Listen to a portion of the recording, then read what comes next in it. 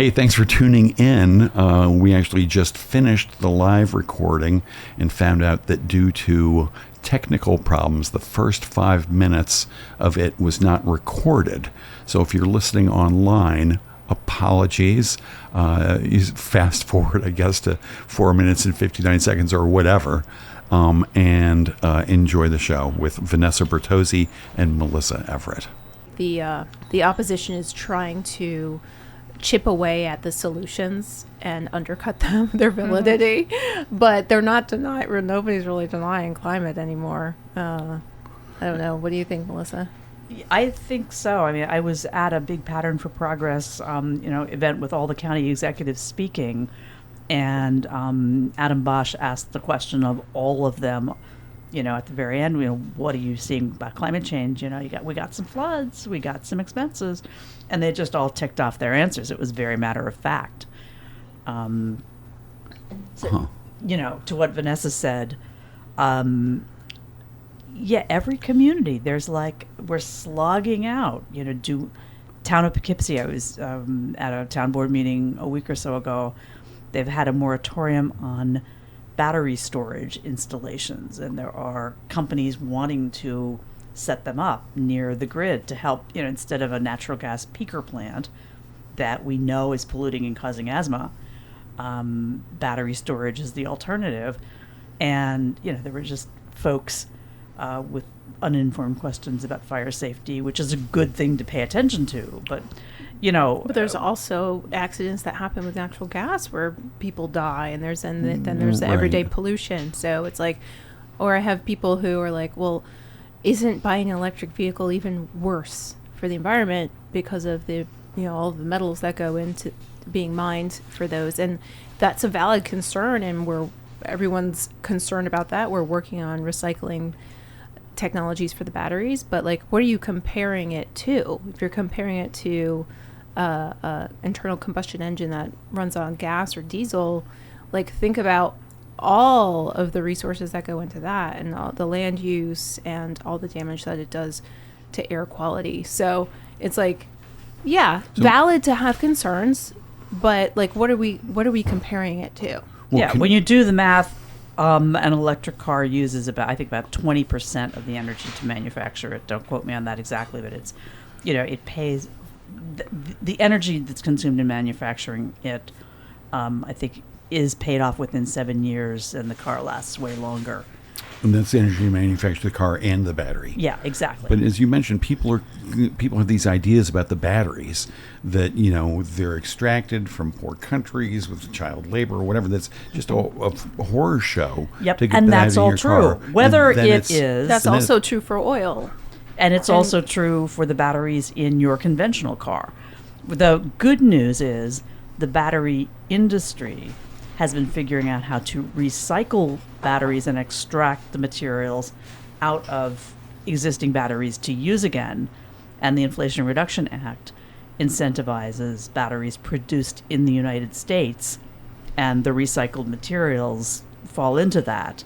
So there's a real incentive to shift away from those bad practices. And so what are those batteries made of in cars, and the ones in the battery thing that's being proposed for Poughkeepsie? Lithium is the most typical. Okay. And do you know, I'm just curious, how is that recycled? What percentage of it can be used again? I'm guessing for batteries. A lot can. And also old car batteries can be used as stationary energy storage. So there's just a lot of people figuring out new stuff. Oh, that's funny. Yeah, new battery technology coming down the line as well. Right. Yeah. And so who are the people figuring all this out? That's kind of above our pay grade. We're not. I would send you, or anybody who's listening, to a podcast called Volts by David Roberts, because every week he interviews somebody from a technology company and really does a deep dive.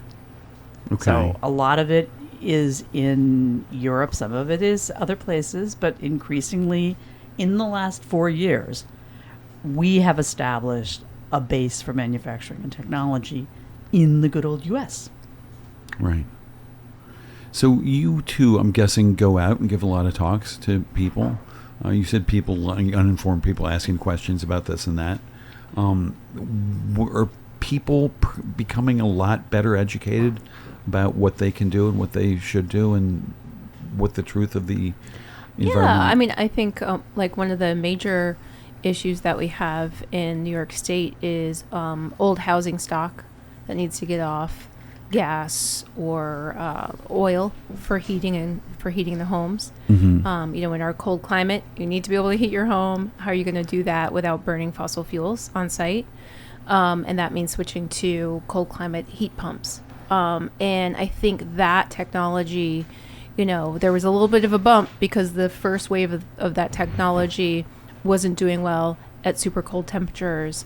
Now the latest wave is.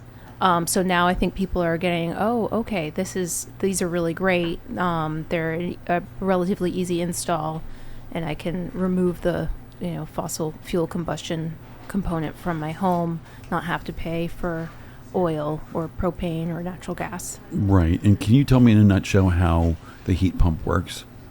It's the same as a refrigerator, Okay. only in reverse. So you can pull heat in from the air, or you can push heat out.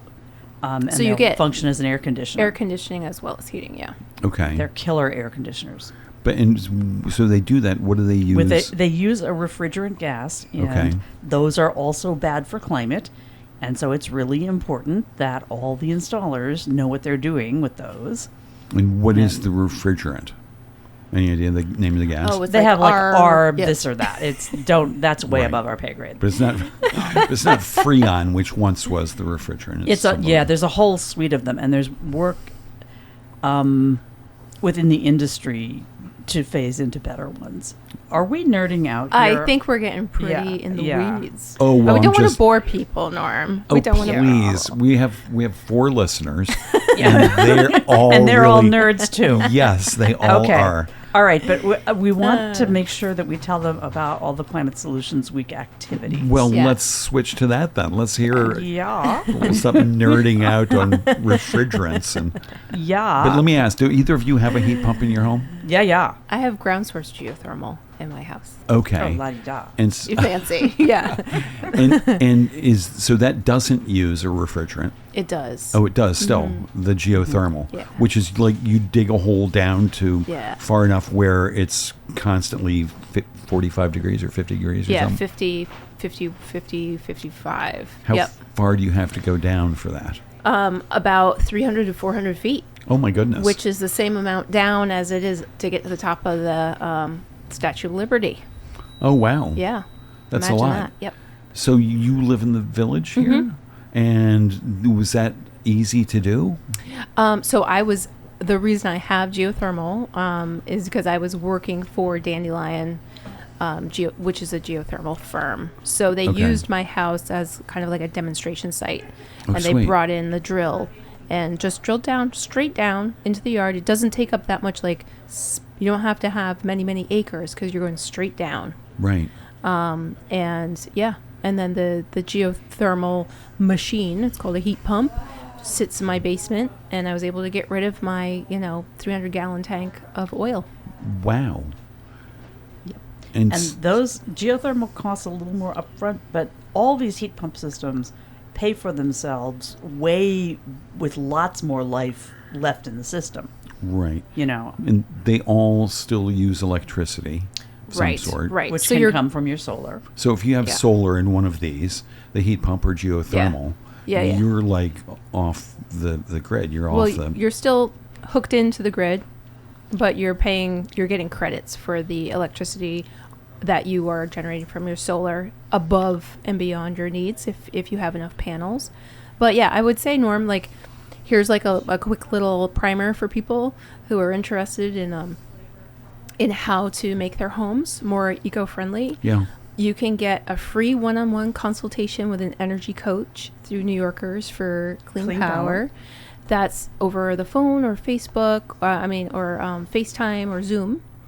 And you can schedule that one-on-one through their website, New Yorkers for Clean Power. So they will have they're humans they're also climate nerds, but they are humans, and they will talk to you about making a plan. Then you can get a free energy study through NYSERDA, through New York State, where they'll literally go through and have an engineer assess your home and what you should do.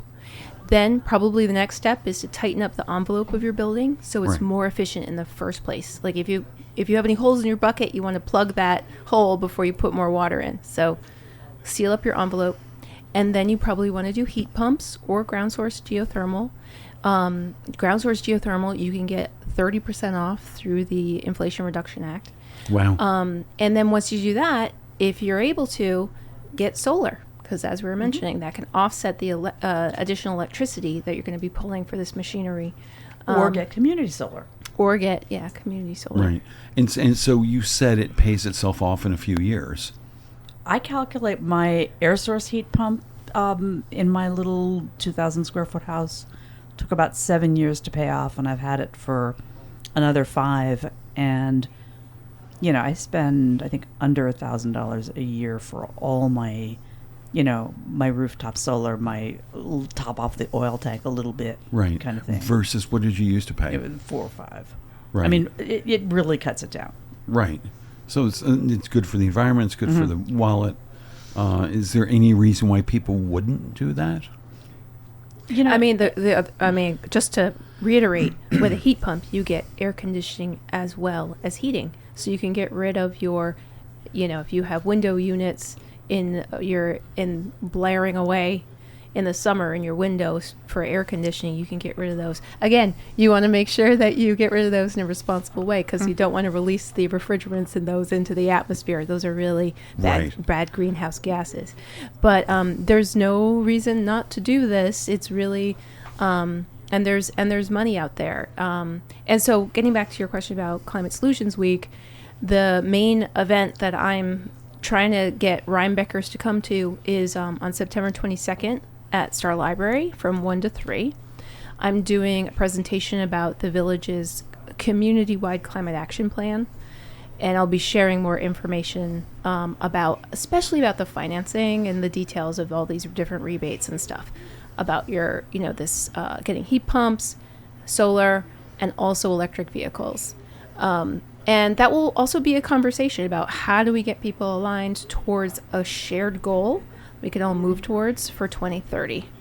I'm going to be proposing 30 by 30, 30% reductions by 2030. Uh-huh. And is that your thing? That sounds like sort of a national, like some ad guy. Well, I mean, 2030 is like, that is our timeline that we're, globally heading towards, as well as New York State has a goal for, I think it's 35% reduction by 2030 from 1990 levels. Yeah. And so and 70% by 2040. And I mean, you hear the people who either don't understand or don't want to understand, you'll hear it said these are arbitrary timelines and it's just political, and that is not the case. So because if we don't hit those goals, then we're going to have another degree of warming, which sets us into unprecedented territory in terms of the impacts to the ice caps melting and the sea level rise and all the scary stuff. Oh, the methane. No, not the methane. Do you have to try hard to not veer into that doom and gloom stuff? Yeah.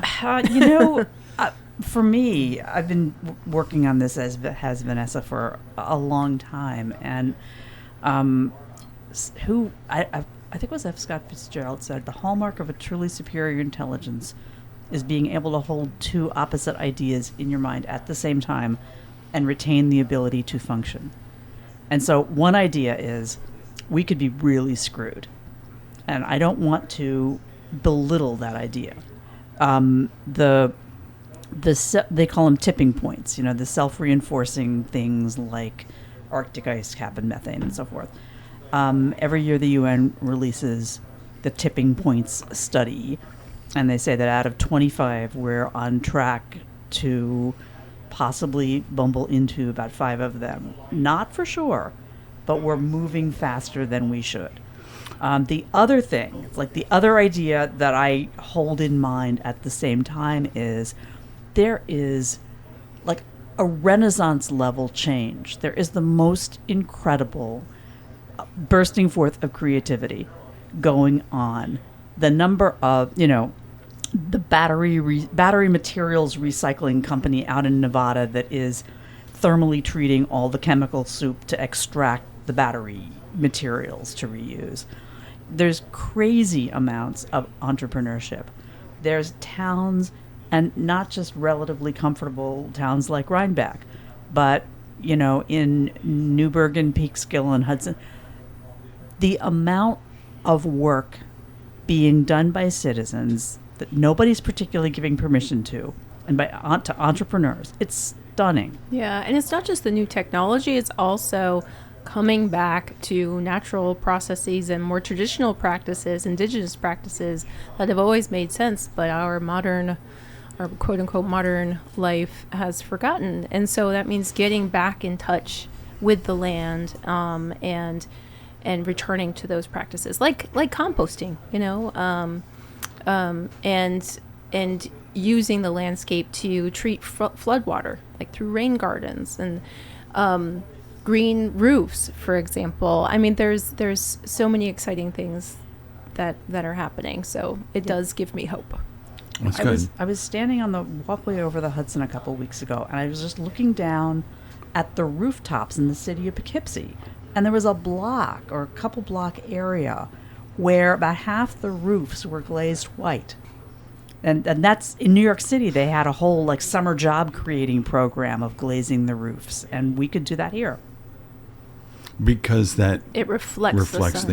It helps the building stay cool. And somebody mentioned living roofs. What about those? Yeah, I mean, City of Chicago, they've got a green roof on half of City Hall, and they have temperature monitoring on both halves.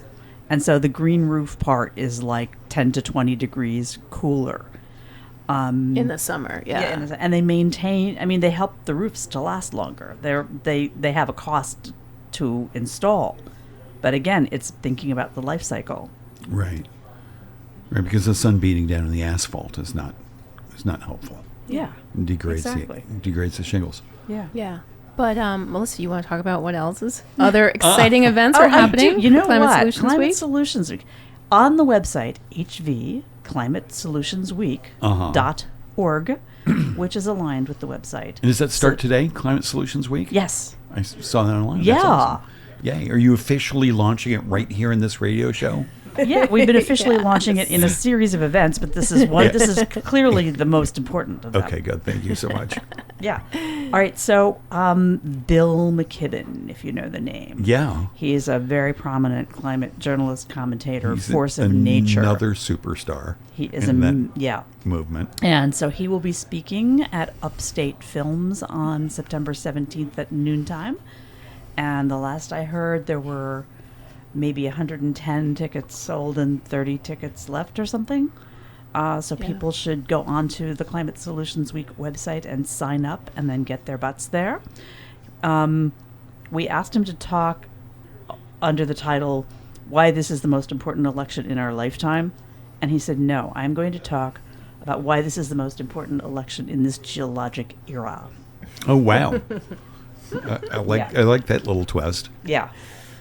Yeah. And what is the name? I think there was a name. I'm forgetting it for this particular era we're in.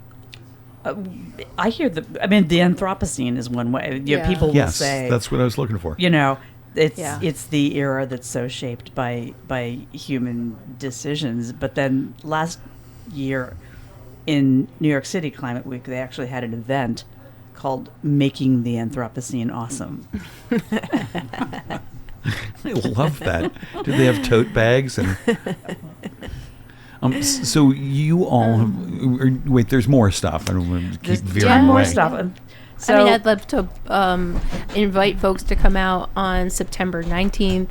Partners for Climate Action is hosting a Climate Action mixer at Hutton Brickyards in Kingston from 4:30 to 7:30. The RSVP you can find through climateactionhv.org. And those mixers rock. Yeah, it's just a really fun time for this whole network of people interested in climate change and working on climate change in the Hudson Valley to come out and just have a nice time. And we just kind of throw a party for you. Right. And it's free and it's fun and it's a beautiful spot there, right on the river. Right. It is. It's gorgeous there. And when is that again? That's September 19th, Thursday, September 19th, from 4:30 to 7:30. Oh, good. So around sunset time. Yeah. Yep. Because it's right on the river there, the Hut and Brick Yards. Yeah. Yep. Come and bring the fam. Oh, I Yeah. can't. I can't. I'm flying to London. But well. and I wanted to ask you about that. Like, I mean, the flying You should be flying less, yes, Norm. is, what's that? You should be flying less, Norm. Flying what? Tisk, flying less. Yeah, well, I fly hardly any. But I mean, it's terrible. It's super polluting, right? To get on an airplane. Mm-hmm. And I mean, every industry is working on tech to reduce the impact, but being hooked on consuming and flying all over the place is unwise. Right. Guilting ourselves about flying every couple years is probably not helpful. Right. I rarely fly. It's okay. But Yeah. thank you. We got But you. supposing, I mean, there's like people buy, carbon offsets or whatever to make them feel less bad, or hopefully to do some good, or to actually neutralize the bad. Yeah. And I see now when last time I was looking at flights, they show you how much carbon is burned on each flight, so you can make a choice informed by that. Which is kind of amazing. Yeah. I mean, in terms of the widespread acknowledgement that this is a thing. Yeah. Right. Yeah. And then are there places where you can go? And my follow-up question, are they really effective to donate $100 to Historically, something or an whatever? awful lot of offsets have taken credit for things that were going to be done anyway. Right. But there has been, in the so-called voluntary carbon market industry, In the what industry? voluntary carbon market, there have been Okay. kind of a widespread, holy bejesus, we better do this right or we're going to lose credibility. And there's also been a federal government initiative to set standards for them. So you can sort of look at offsets and look at whether they document how they work. Yeah. Right. Sort of like donating to any sort of charity or nonprofit. Yeah. You can track that down somewhere. And so do you all fly? I flew to Costa Rica this past spring. It was the first time I had flown in 6 years. Yeah. Right. I think I fly once every couple years, I'd say. Right. Talking about transportation, I'll just put Yes, a plug for the please. Sustainable Transportation Roundtable we are doing at the Hudson River Maritime Museum on Is that part of Climate the Solutions 16th Week? as part of climatesolutionsweek.org, hvclimatesolutionsweek.org. We are going to have 5 or 6 different community groups that have written proposals around what we call micromobility, bike shares and electric shuttles and those kinds of things. And then we're going to and a group that has been working to scale up electric maritime transportation. So you all may have heard of the Solaris. It is an actual solar-powered, first Coast Guard inspected, fully solar boat that holds about 20 people on the Hudson. Amazing. And we're going to have a ride on the Solaris for the first 20 people who sign up. Oh, that's so cool. It is incredibly cool. And the group of naval architects that thought that up have got a whole bunch more boats in their back pocket. And it's That's awesome. not out of the question that there will be more boats like that one. Right. I think I read somewhere or saw somewhere, maybe I dreamed it, a solar-powered airplane. I think there have It's not been ringing a proof of concept ones, but I don't think I'd quit my day job on that one yet. And what exactly is your day job? I am executive director of Sustainable Hudson Valley. Okay. And Vanessa is... And I work for Partners for Climate Action. Right. Yes, and then my other hat that I wear is village trustee for Rhinebeck. Right. And you also run the Rhinebeck Village Climate Smart Task Force. Yes. Mm-hmm. So these, I mean, they all seem so overlapping. Mm-hmm. How much do your two jobs overlap? Yeah, I mean, Every chance we get. We collaborate a lot. We share what each other are doing, and it's good. It's great. I feel like there's so many awesome organizations in the Hudson Valley, and we all kind of swim in the same waters. You know, there's Scenic Hudson, there's the Hudson River Watershed Alliance, there's the kind of almost like NGOs, like the Hudson River Estuary Program or the Hudson Valley Regional Council. But they all have pretty clear missions, and you know, anybody who thinks that running a nonprofit is kind of a loosey little thing, no. Well, because I'm guessing you're a 501c3. Yeah. So there's a whole world of hoops to jump through. Yeah, you have to manage for reporting mission and manage for reporting and manage for relationships and in your mission, I have it here. I loved it when I saw it on your website. To speed up, scale up, jazz up, and leverage progress against climate change, creating communities where people and nature thrive. It's a great mission statement. Thank you. People write these things, they tend to be a little bit stiff. And yours is really nice. And I thought, you're trying to bring a little bit of fun to what's really a very, very serious topic. Yeah, and the jazz up, I stand that's- behind that especially. Yeah, what because does that mean to you? And that's so you, Melissa, too. I love it. Thank you. I mean, it means being human and going into the aesthetics and the feeling of what we're doing. And it also means being able to improvise. Right. Yeah. Love that. So, yeah, I mean, Sustainable Hudson Valley has been, you know, pursuing that mission lately by creating a whole big conversation among stakeholders about, like, what are we really going to do about climate change? And I think when we were here last year, we just kind of put together a regional climate action roadmap and toolkit that was looking at, like, what are the big problems we have to solve? Right. You know, not just what policies do we need, which is cool. But so, for example, we need to plan for renewable energy where there is grid capacity and where it won't gobble up farmland. And out of that, we've been actually having a dialogue with a certain electric utility about how they can plan their grid management and grid investments where communities actually want to put renewable energy. That may sound like rocket science, but you know, and so there's a series of, you know, basic big projects that need to happen. Another one is working on materials, you know, garbage, like hauling garbage in 3 mile to the gallon diesel trucks halfway across the state is 12% of our climate footprint. Yesterday, we threw a circular economy summit with a bunch of county resource agencies and, you know, business analysts and people who really know about what you can do with materials. And there's, you know, it's early stage, but there's interest in how do we plan to expand our infrastructure to manage materials closer to home and, you know, build markets for more reused building materials and upcycled textiles. And that was really, I'm sorry you weren't there. That was really fun. I know, that looked great. It was a blast. Reusing, upcycling, these are all parts of this circular economy you're talking Exactly. about. And what are the other aspects of that? Well, that's a good start. I mean, and relocalizing, you know, trying not to think that there isn't a way.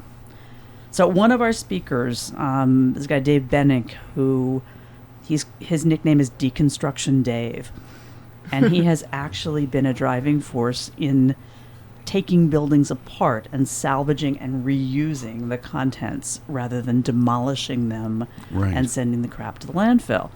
And he's done over 200 buildings. And he was on the East Coast because he's the lead consultant for Mayor Eric Adams' Circular City initiative down in New York City, where they are deconstructing a whole city block CUNY Medical School campus and creating out of as many reused and reclaimed materials as possible. It's called Spark Science Park and Resource Center or something, but a big technology and health research place. And that's the kind of stuff that has not, it's like, who knew big things that we get to know the people who are working on. Yeah, it's very cool. Yeah. That sounds so cool. And you mentioned energy companies taking land, gobbling up farmland. That's obviously a problem. Is there any legislation? I heard of this concept the other day. It was called footprint freeze, where things don't get transformed into something else. If, that your energy footprint, for whatever industry or batteries needs to stay that. You can't gobble up farmland. Farm needs to stay that, and so on. So just like stop changing everything until we get a grip on where we are. Yeah. Yeah, that's smart. Is that something that's happening? I mean, one form that it's happening in is moratoria on like new energy development or new storage development, and that is a legitimate way that a community can say, we need to know what we're talking about, and we need to make an informed decision. I think we can't just stop. We need to continue with a really transformative process of change, but we need to do it in a very intentional way. So, there's Dutchess County, by the way, just got Climate Smart Silver certification and I wanted to shout out on that. But Ulster County has done this 70 by 30 renewable energy strategy where they have asked, and this is from the legislature, they've asked every town to do its homework on where to put significant scale renewable energy that is not on farms or forests or historic sites. And most of the towns have come up with their proposals. Yeah, so it's like a planning process where we need to come together and not just react and say no, no, no, but, well, where is it going to go? Where do we want it to go? And that's some of the work that Sustainable Hudson Valley's been doing with the Solarize tool, right? Yeah. You've got geothermal. I mean, you say, where's it going to go? Not spread out. And I'm thinking, well, can it go down or can it go up? Yeah, and rooftops are good, and right, for solar panels. Wherever you can do that without harming your trees. Is there any energy to be found going down? I think in Iceland they have geothermal. Yeah, so I don't know if geothermal as an energy source makes much sense for New York State. It makes places. I don't think so. I think more in the Southwest it does. Yeah, where there is. So the geothermal that you're able to take advantage of in our area is that steady, consistent 55 degrees, which, gets you that much more above freezing. So it helps get you there when you're trying to create heat. But it's not like we have the kind of volcanic geological activity that you have in, say, Iceland. Right. And that's where you can actually get enough heat, like over 100 degrees, where you can power steam turbines. That's how you're generating the electricity in Iceland from the geothermal temperatures. Yeah, it's basically another form of turning a turbine. And you steam. said in the southwestern U.S. that kind of thing might be possible? There are places, and I think of don't know them off the top of my head. Old Faithful, they have those kind of... Where they have that kind of... Huh. Mm-hmm. Very interesting. Do you know offhand, sorry, I'll put you on the spot, what percentage of the energy use in the U.S. comes from, oil and gas? I can know for New York. Okay. Probably pretty close to... dead air while I make sure that I'm right. Last I 28% is renewable, including Niagara Falls. Does that ring true, Vanessa? I think that's right, but I can't remember, yeah, Melissa, if that's sorry. just for our region or... So 72% is non-renewable. Is that what you said? That's what we think. Right. Yeah. Don't quote us, people. And it varies, right? If we were just talking about how down in Westchester, New York City, their grid is a lot dirtier than it is upstate. Yes. We have more access to hydroelectric from Canada and right. Mm-hmm. And even some small solar, hydro, at Bard, they're trying. They have one in progress. What are they trying to do? At Bard? There's a micro hydro project in development, and I don't know the status of it, but the kind of thing that we should send you Lori, actually. Yeah. We should send you someone who knows for another show. Uh-huh. Yeah. All right, good. Come on, Lori, if you're listening, come on in. Oh, speaking of Bard, Don't murder us. Lori works at Bard. I want to mention another event. Oh. So the Rhinebeck Village Climate Smart Task Force is really excited to be partnering with the Red Hook Climate Smart Task Force and Bard College. We're doing a screening of a documentary on Bard campus, and that's on, I believe, on September 26th. So that's also, you can find that through Melissa's website. And it's called RSVP. Beyond Zero. Yeah. And it is about this brilliant entrepreneur, Ray Anderson, he was the guy who changed the carpet industry by, instead of selling you a whole carpet, they'll sell you tiles. So you can just replace the little bit that is, dinged Worn, or something. Yeah. Huh. But it was, he kind of started a whole lot of design innovation in industry. And Right. thinking about how to run businesses that are regenerative to the environment and to the community rather than polluting and doing damage. So, yeah, that's a documentary will be on Bard campus on September 26th. So cool. And is that part of the Climate Solutions Week program? The hvclimatesolutionsweek.org program that your listeners can refer Thank you to so and much find. for repeating the URL. I really, truly appreciate that. I know, and can find also Ask the Energy Coach. Sustainable Westchester is hosting a Zoom session with the energy coaches that Vanessa was talking about. That Right. anybody listening can get all their home energy questions cleared up. Right. There's energy coaches, energy consultants that will come to your home. There's energy consultants who will come sometimes free depending on your income. But this energy coaches program is just wild. It's New Yorkers for Clean Power has come up with these. If you can think of, remember the Tappet brothers, the car talk guys? Click and clack. It's Yeah. like that for energy. It's this group of people That sounds who are really so fun. into it and so smart and know like every kind of architecture. And just really sweet guys, too. Yeah. Like, they are doing this, volunteering to do this out of the goodness of their own heart. One guy is I think he's a math teacher in New Paltz, and then he does this on his spare time. I mean, it's really great. Cool. So hvclimatesolutions.week.org. Week.org, yes. That's so good. All right, I've got so many questions, but here's the one. You were talking about all these different organizations, and you all, between the two of you, mentioned like 5 of them, and it's hard for me anyway to keep them all straight, even with the notes here. Do these and you said there are a slew of other organizations around. Do they end up merging often? I don't think so. They end up Because elbowing a little bit. as I looked into the organizations that you two work for, I'm like, oh, look at all of the overlap. And then and I don't know all the intricacies, obviously, but the question is, well, why not merge? Is there any sort of more additional power? All right, good. I get 5% for the introduction. Yeah, there you are. Yeah. I mean, I think Partners for Climate Action is primarily a grant-giving organization. So we raise money from donors and then create grant programs that go out. We can grant to other tax-exempt entities. So towns and villages and libraries and schools and faith-based organizations and community organizations.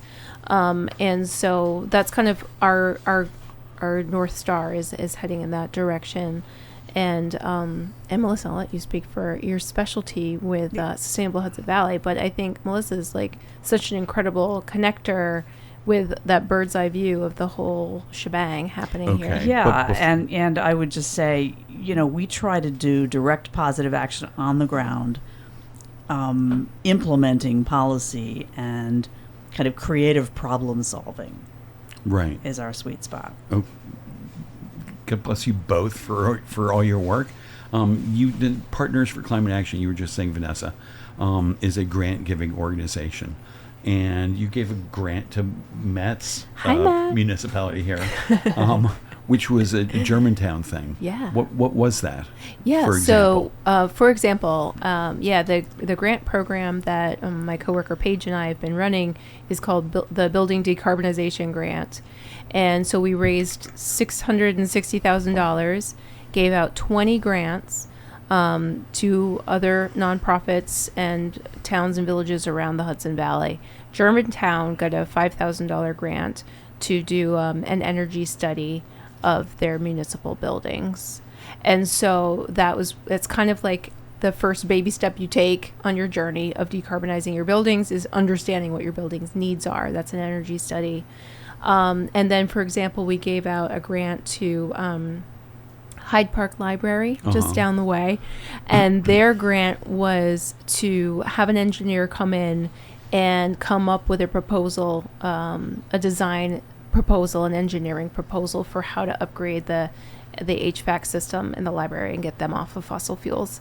And then we gave out some really big grants. We gave out a couple $100,000 grants. Oh, wow. One was to an organization called Hudson River Housing that does affordable housing for low-income folks and formerly homeless families. And so they were already doing a pretty massive project to adaptively reuse these buildings to create low-income housing. And the grant, $100,000 that we gave to them, was for solar on the roof there. Okay. So that gives you a sense of a range. We gave money. We gave money for heat pumps to the Hudson River Maritime Museum, for example. And where does the money come from? You said you got $600. We raise it from private donors and other foundations. Yeah, and it's specifically for climate-related projects. And are they mostly national foundations and local-ish private individuals? Yeah. Right. Who are the big national organizations who support you? I don't know if I'm at liberty to say. Is it a 501c3? Yeah, I mean, so it's probably public. Probably public. But, okay, but you don't all have. right. You don't have to say. I don't want to drag it out of you. But people could find out. But, yeah. But we'll move on. Okay. You gave a grant. I said on your website you have a list of all the grants, and some of them, and most of them was like, native flora and fauna, the climate this, and solar panels, and then this one I kind of loved, Storycraft, in their own voice, youth's report on mitigating the climate risks in the Hudson Valley estuary. Yes. I'm like, that sounds so cool, but slightly not like the others. Mm-hmm. What's the story with that one? So the story with that one, I think we got money from Bloomberg Foundation, and they specifically wanted us to come up with a grant program for youth. Oh, sweet. Yeah. So we were looking for something that we thought youth are particularly good at, sharing their stories and communication and social media and all that good stuff. And we thought, it would be a good fit for the size of grant funding that we had. Right. And Storycraft is the name of the organization that does this kind of stuff with these kids in their own voice. I'm not sure. I didn't run that one myself. Right. Oh, right. Sorry. Of course not. But yeah, I love the website. It had a list of all the grants that you'd given, and I love the idea of a grant for people telling the stories of doing what they're doing. In the Hudson Valley Estuary. What else stood out? Hawthorne Valley Association for an ecology club and a biodiversity trail. I saw that in your list. I'm like, I just love that. This Hawthorne Valley Association, I'm guessing it's the school. Yeah. And that they've got an ecology club and they're building a biodiversity trail. Yeah. I mean, Hawthorne Valley is a really interesting organization because they've really come together. It's a school. It's also a farm. They've come together to create a plan to be what they call net positive. So that means decarbonizing all their buildings and, looking at regenerative agriculture. And I think it also means, how do we communicate this and share this with the larger community? Right. And what I know about them, it seems that they're already doing a lot of the things that you think people should be and could be doing, especially when you say sort of going back to the way things were before mass industrialization and factory farming and all that stuff.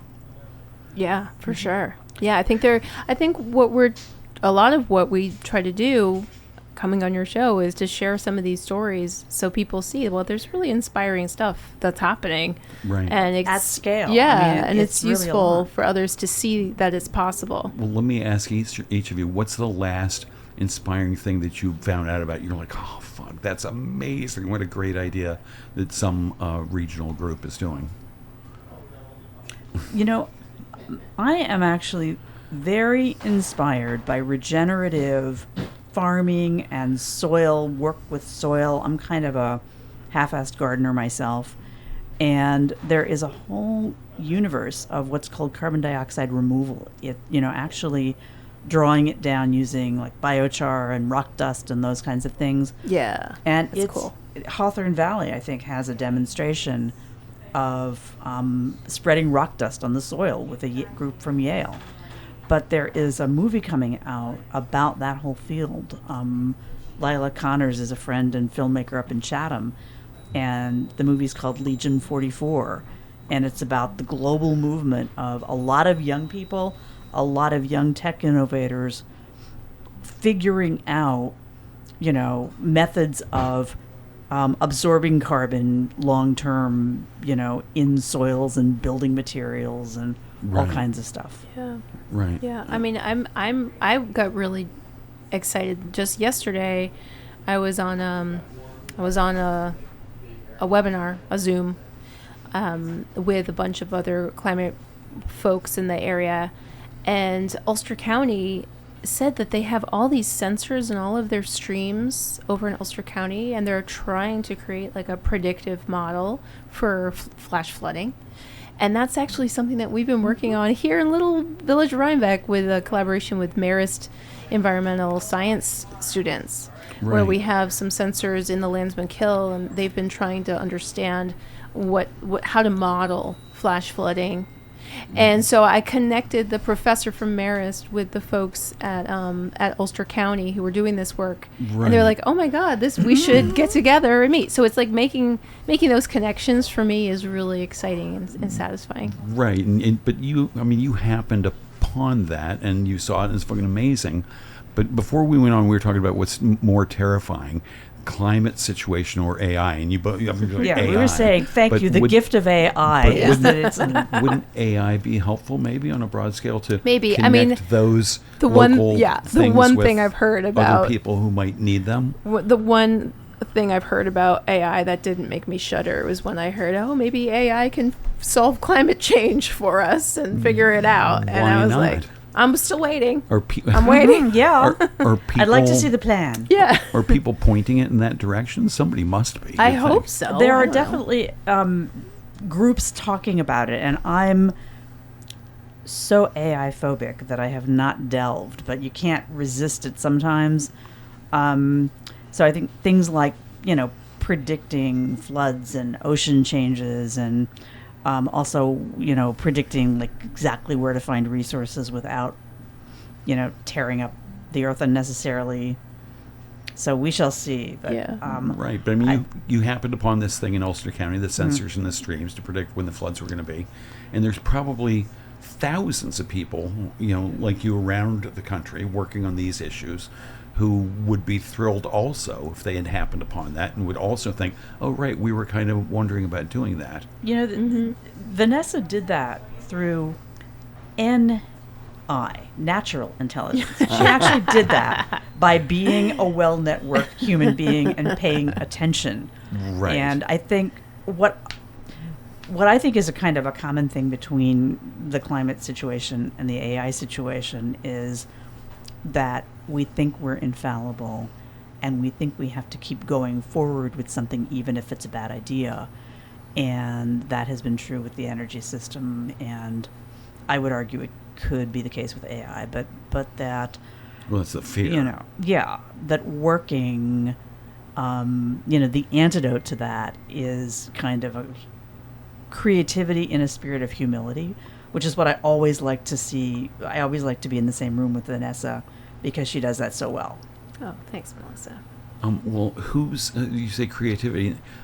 Who's making beautiful art? Including novels or nonfiction or paintings or music on these topics that take up so much of your your mind. Yeah, I actually just went to that new school that they turned into a big gallery up in Chatham. Right. And there was the campus. The campus, and there was a bunch of art related to climate change there. It was very moving to see that. Yeah. Nice. There is also Dr. Ayanna Elizabeth Johnson, who is she was trained as a marine biologist, but she's been editing anthologies of just people speaking from authentic voices about different aspects of the situation. She's about to publish an anthology called What If We Got It Right, which is a whole lot of people kind of speculating on how we turn the corner and what's involved. I love that. And I love the positivity of that. It's going to be published in October. And each of you talked about, the youth and the kids and stuff, and some of them being very hopeful, optimistic. Lots of them were really not very optimistic. In fact, just outright pessimistic about their children. What's the point? They're just going to burn to a cinder anyway. What do you say to the kids who are pessimistic or even optimistic? I say that oftentimes history has shown that change is really, really a slow slog until it's not, and then it happens suddenly. And I hope that's where we're just like almost to the point where we're going to be tipping over that point. So I say we have the solutions. We have these solutions, but we just need people to adopt them. Tipping over to the point where your pessimism is warranted? Is that what you mean? No. I often say there are two, we're right approaching two tipping points. And one is in the climate system destabilizing, but the other is in the social system waking up. Oh, love that. Yeah. That's great. So that must give you all a lot of hope. Gives us momentum. Yeah. Right. And I'm guessing you're never sort of like crippled with despair, but it must come up at some points. And because the more, Norm, I had a really intense conversation with my father, who's 82, last night. And he was telling me how depressed he is because he's absolutely terrified for my kids and their future. And while I was commiserating with him about that, I was like, what I do is I try to take action in a way that I feel like my kids are going to see that I did everything that I could. You know? Because just sitting there at home doom scrolling, which is a lot of what he does, isn't helping his mental health, and it's not helping the world. Right. Sorry, Dad. Get off your ass and help. Yeah, exactly. So depression is also known as learned helplessness. And it's woo woo. I just want like half an hour to really. Take that in. That's great. And so the experience of continuously not getting something done or not being able to do something, or not trying to do something. Yeah, well, you become resigned. Right. But if you make yourself take an action and you feel it's like, okay, let's talk about voting as an example. We are working with the Environmental Voter Project. Right. And they have uncovered the stunning fact that many people who call themselves environmentalists don't vote. Right. All right. Well, and what they help people to cast a vote, whether it's in school board or whatever, and then they go, "Oh, I'm a voter." Right. So do something. Anything, even trying, is going to make you more optimistic, less pessimistic. Voting is one of those things people can do. Yep. Also, coming to any of your things. Climate Solutions Week. HVClimateSolutionsWeek.org, including the postcard writing parties for the Environmental Voter Project. There you go. Is it HVClimateSolutionsWeek.org? It is exactly that. Everybody go there. Everybody, thanks for tuning in. Thrilled to have Vanessa Bertozzi and Melissa Everett here tonight to talk about this. Find out more on HVClimateSolutionsWeek.org. Have a great weekend. Thank you. Bye.